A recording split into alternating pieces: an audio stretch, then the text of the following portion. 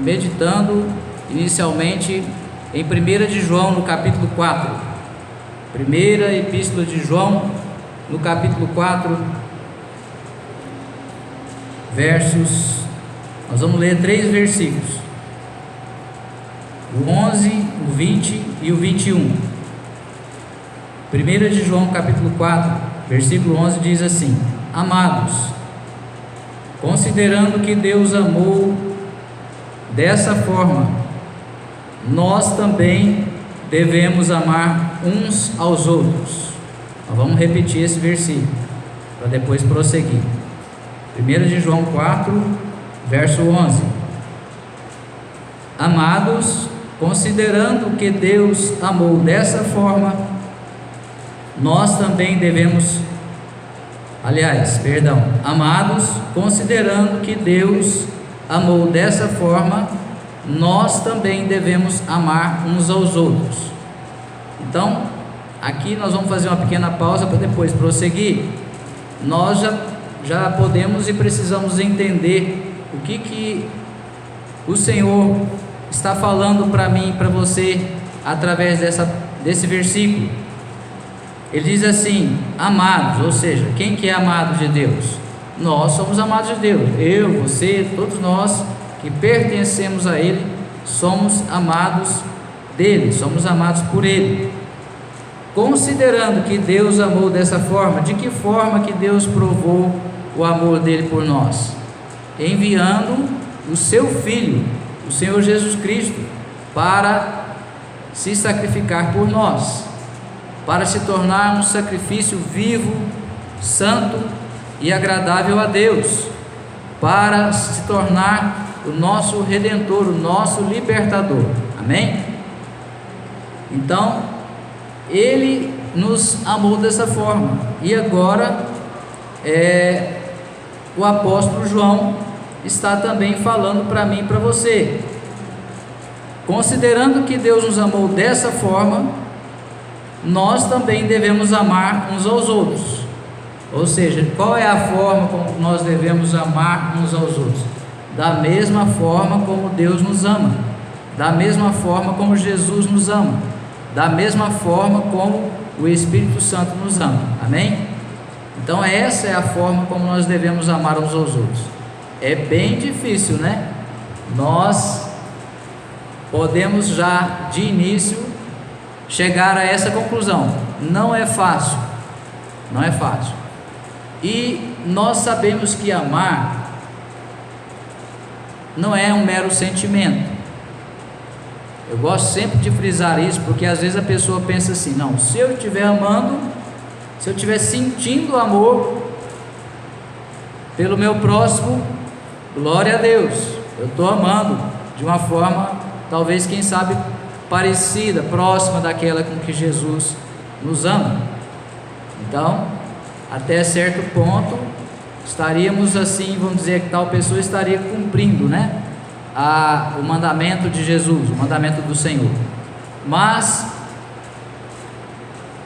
o verdadeiro amor, que é o amor que Deus tem por nós, ele não é um mero sentimento, ele vai além. Nós precisamos começar a inverter um pouco a lógica do nosso raciocínio, para compreendermos melhor a Deus e o que Deus está falando conosco, o que Deus está nos ensinando na sua palavra. Como assim, pastor Luiz Henrique? É que nós temos por hábito, nós temos por costume, até mesmo pela nossa limitação ou pelas nossas limitações, querer ou compreender ou querer compreender Deus, a pessoa de Deus, os pensamentos de Deus, os sentimentos de Deus, comparando com os nossos. É assim ou não é? É assim, normalmente é assim. E na grande maioria das vezes, como é que nós fazemos? Qual que é a nossa tendência? Quando nós falamos do amor de Deus, é comparar o amor de Deus com o amor de mãe, não é mesmo? Porque nós entendemos que dentre todos os tipos de amor, dentro das pessoas que amam, aquelas que normalmente amam com mais intensidade, com mais dedicação, com mais responsabilidade. Enfim, um amor que é talvez considerado, e em certa medida é correto nós considerarmos assim, é o amor de mãe, é o maior dentre nós homens, é o maior grau de amor que nós normalmente encontramos. É claro que infelizmente existem exceções, mas via de regra, na normalidade é assim. Porém, ainda assim não é correto. Por quê? Não é só porque a mulher se torna mãe que ela se torna perfeita. Amém ou não? Não é porque agora a mulher tornou-se mãe que o amor dela passou a ser perfeito. Porque se eu não sou perfeito, eu não tenho atitudes de um ser perfeito. E quando eu digo eu, é ninguém, nenhum de nós aqui na terra alcançou ou vai alcançar a perfeição. A perfeição para nós somente no céu. Amém?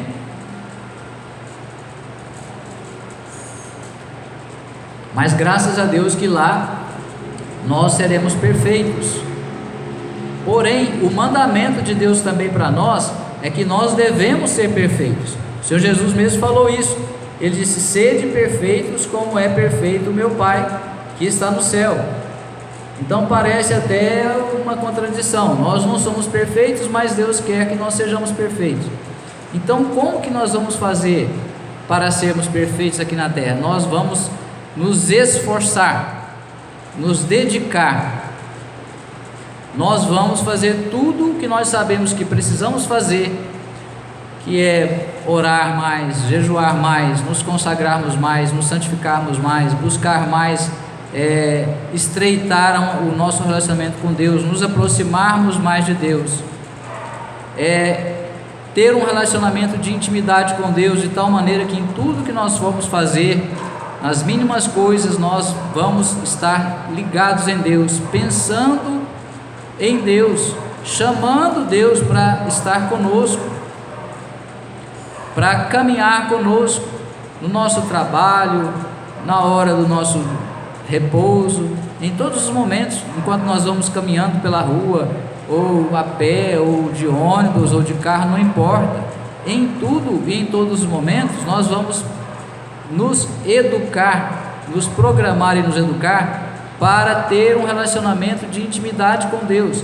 Deus é o nosso melhor amigo, e é o único amigo verdadeiro, além de ser verdadeiramente nosso amigo, santo e perfeito, que não vai nos decepcionar, não vai nos trair, não vai nos abandonar, não vai nos desamparar. É o único que pode verdadeiramente nos ajudar, é o único que pode realmente, verdadeiramente nos ajudar em tudo o que nós precisamos, tanto para as questões do corpo, como a saúde, como as questões da alma, como os sentimentos, os pensamentos, como as questões do espírito, que é nós recebermos de Deus a natureza de Deus, aquilo que é próprio de Deus. Ele tem prazer em compartilhar conosco. Glória a Deus.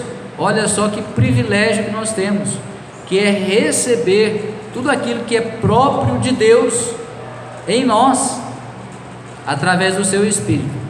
Glória a Deus. Então, nós precisamos compreender melhor a Deus, não comparando conosco, mas procurando discernir, entender com o discernimento dado pelo próprio Espírito Santo quem é a pessoa de Deus, como é a pessoa de Deus, como que Ele ama, como que Ele age, o que que Ele pensa, o que que Ele quer, o que que Ele faz.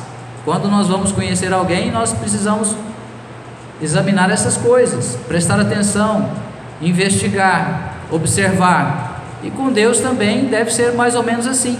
Só que nós não vamos fazer isso preocupados em encontrar alguma falha em Deus, porque nele não há falhas. Glória a Deus. Mas nós vamos fazer isso porque nós queremos conhecer a Deus. Se nós conhecermos bem a Deus, da maneira como Ele realmente é, quem Ele realmente é, nós temos condições de nos tornarmos semelhantes a Ele. E quanto mais nós e melhor nós conhecemos a Deus, mais Ele também se interessará,